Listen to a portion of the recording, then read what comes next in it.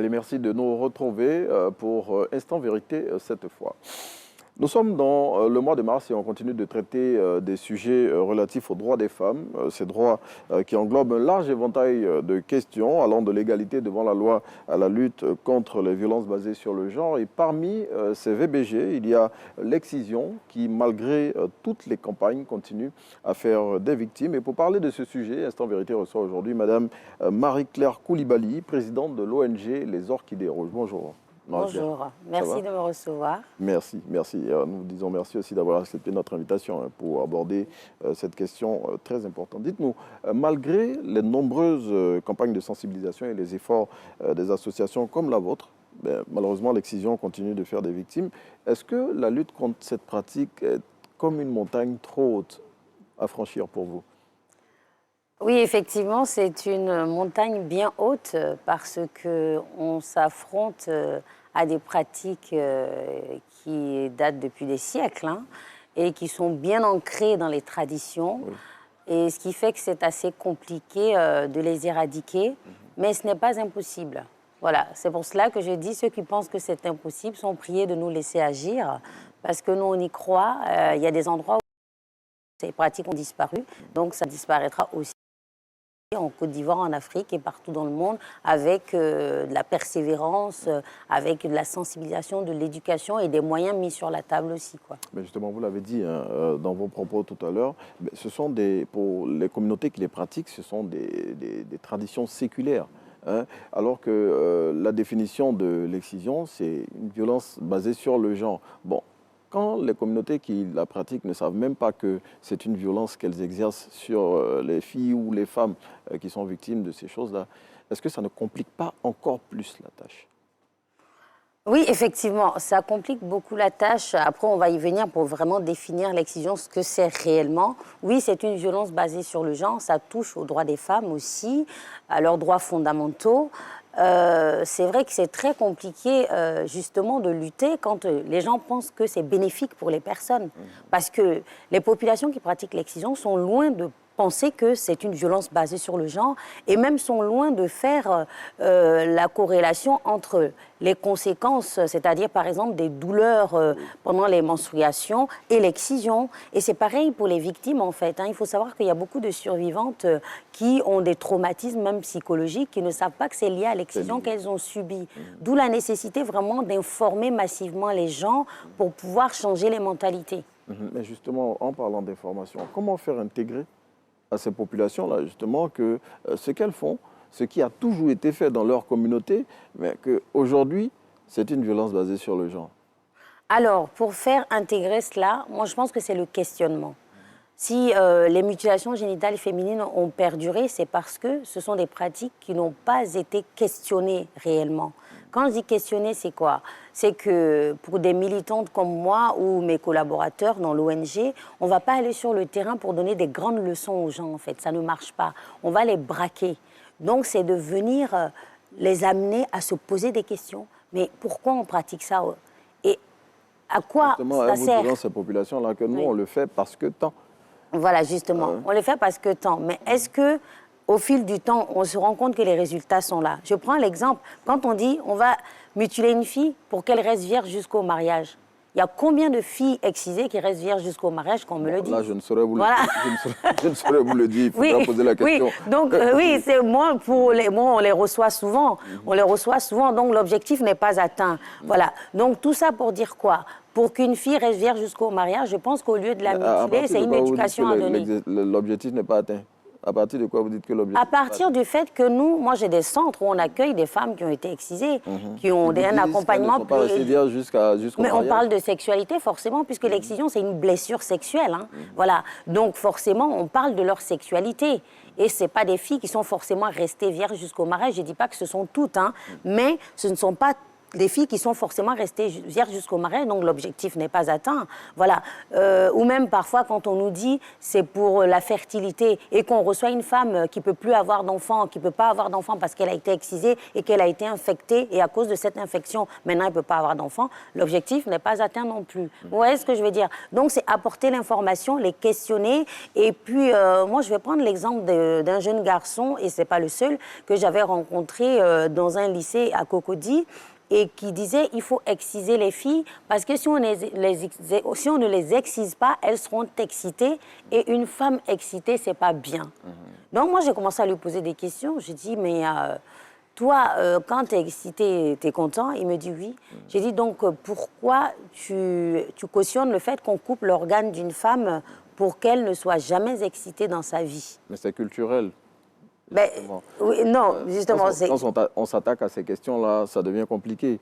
C'est lui, j'imagine, ce jeune homme-là dont vous parlez, peut-être que c'est ce qu'on lui a dit. Oui. Sa culture défend l'excision parce que pour cette culture-là, une femme excisée, donc vous voyez un peu... Mais moi, mon rôle, c'est de faire en sorte que ce garçon change de mentalité pour que lui, ses filles ne soient pas excisées. Donc je dois lui poser la question. Donc en lui posant la question, je lui ai posé la question aussi des droits en tant qu'être humain. J'ai dit, une femme, c'est quoi par rapport à toi? C'est un être humain ou pas? Il m'a dit oui. J'ai dit, est-ce que tous les humains sont égaux en droit d'après toi? Il me dit oui. J'ai dit, donc à partir de ce moment-là, est-ce que tu cautionnes qu'on coupe l'organe, j'ai dit, d'un être humain? Il me dit non. Et finalement, il me fait, ah oui, vous avez raison. Tout ça pour dire quoi? C'est que si on veut atteindre des objectifs, nous, dans notre travail, c'est ce qu'on fait, même quand on va dans les villages. On dit, il y a des valeurs qu'il faut conserver. On a de belles valeurs dans nos traditions, il faut vraiment les conserver, mais il faut les transmettre aux jeunes filles sans pour autant les mutiler, parce que ça crée des conséquences que les gens se traînent toute leur vie. Il faut savoir même qu'il y a des filles qui changent d'orientation sexuelle à cause de l'excision. Moi, il y a des témoignages de filles qui m'ont dit, j'ai testé les relations sexuelles avec les femmes puisque je n'avais pas de plaisir avec les hommes. C'est terrible. Donc, il est où? Vous voyez ce que je veux dire? C'est pour ça que même dans les villages où ils font des cérémonies où les filles restent dans la brousse pendant 2 mois et on les excise à la fin, on a dit, écoutez, faites la transmission des traditions de nos mamans, de nos grands-mères, et à la fin, ne les excisez pas, en fait. Vous leur donnez des directives pour leur vie de femme. C'est plus efficace. Justement, vous parlez de villages où on pratique l'excision après avoir subi tout un rite initiatique. Oui. Mais, justement, en Côte d'Ivoire, comme dans de nombreuses contrées, hein, les zones où l'excision est pratiquée, ces zones-là sont connues. Oui. Elles sont localisées, elles sont sûres de tous, mais rien ne bouge. Comment ça se passe finalement?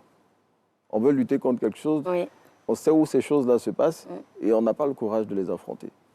Finalement, qu'est-ce qu'on cherche? Alors, c'est une bonne question. Nous, les ONG, en tout cas, on les affronte, on y va.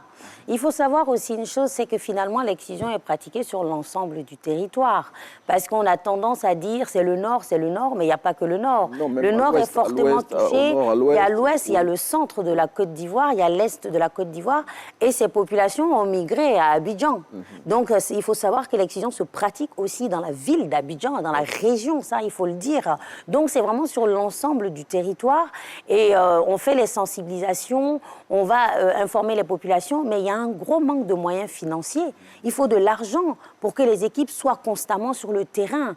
Il faut aussi que les gens prennent leurs responsabilités, j'ai envie de dire, parce que nous, en tant qu'ONG, on fait notre travail, mais on a besoin d'un soutien et de voix fortes de personnalités puissantes du pays, de leaders du pays, de leaders politiques également, qui se positionnent clairement contre ces pratiques-là. Ça aussi, c'est très important. Oui, en termes de responsabilité, justement, en Côte d'Ivoire, les personnes qui pratiquent l'excision sont passibles d'une peine de prison d'1 à 5 ans et d'une amende de 360 000 à 2 millions de francs CFA.